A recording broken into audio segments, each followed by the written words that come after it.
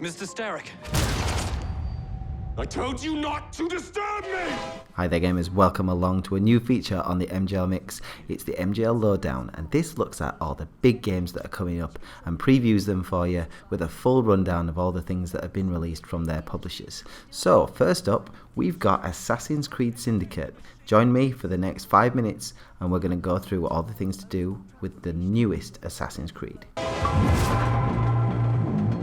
What have we here? Crawford Starrick's full organisation. 7 henchmen. Your adventure this time in Assassin's Creed Syndicate takes you to London, part of the country that My Games Lounge is from. We're a little bit further north than London, but we are very, very proud to have the next Assassin's Creed set in the UK.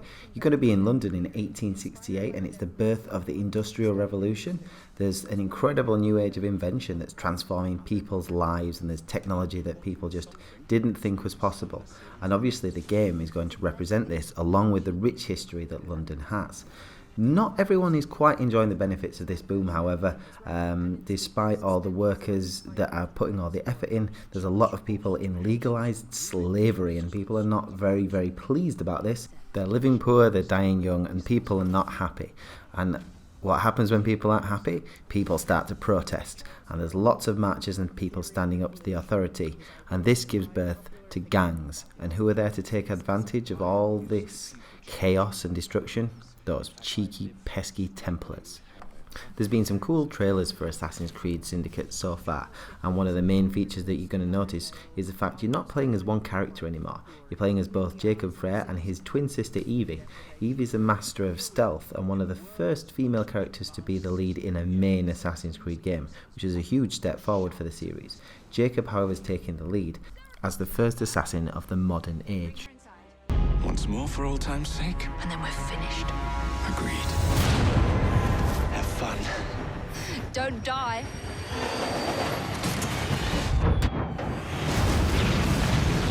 The features of Assassin's Creed obviously revolve around the mechanic of being able to switch characters, but you, taking control of Jacob Frere, will put up your dukes and take up all the enemies with your lightning fast kills and counter moves, and use your improved stealth tactics to take out enemies.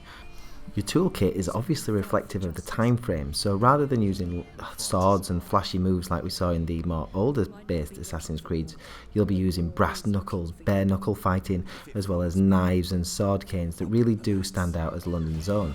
You'll also have a really cool new feature, which is a rope launcher, which can allow you to scale buildings really, really quickly, as well as draw lines across one building to the next, so you can skip across, and you can even use it to take out enemies as you traverse the terrain. And what a terrain you've got to play in. You've got the entire city of London from Buckingham Palace to Big Ben, and you'll be able to fight against all those Victorian cities using your parkour moves and even using moving vehicles to track down enemies. You've got the ability to use carriages and engage in no-holds-barred street races and blazing trail of destruction missions, as well as get onto steamboats across the River Thames. Ubisoft have gone to great lengths to create a wonderful representation of Victorian London. Let's hope the finished product looked as good as this trailer right now. 64-year reign saw the entire century dubbed the Victorian era. I call upon you to foil this traitor. Assassin's Creed is an annual game, and with an annual game you always have certain hopes but also certain question marks around it, and Assassin's Creed is no exception to that rule.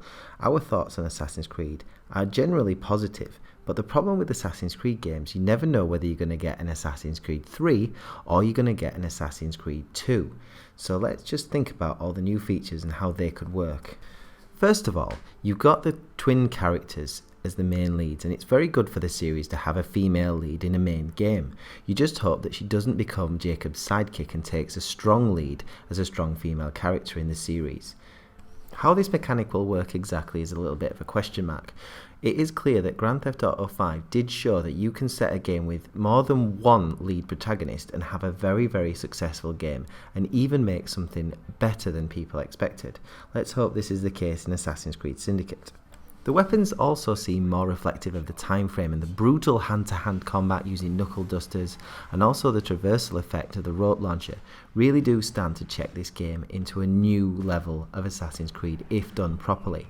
The question marks around whether this will be the case. We know that last year Assassin's Creed Unity came out with a number of bugs. Let's hope they've learned the lessons from there, and like we said, you never know which Assassin's Creed you're quite going to get. I remain positive about this one, and I hope for the best simply because it's set in the UK, and we do want our UK setting to be reflected very well by Ubisoft's latest Assassin's Creed edition. Let's just hope that all the promise gets delivered into a wonderful package this time, not one that sees people's faces go missing. I've been Respawn Roscoe, and this has been the MGL Lowdown on Assassin's Creed Syndicate. I hope to see you guys on mygameslounge.com for more Assassin's Creed coverage.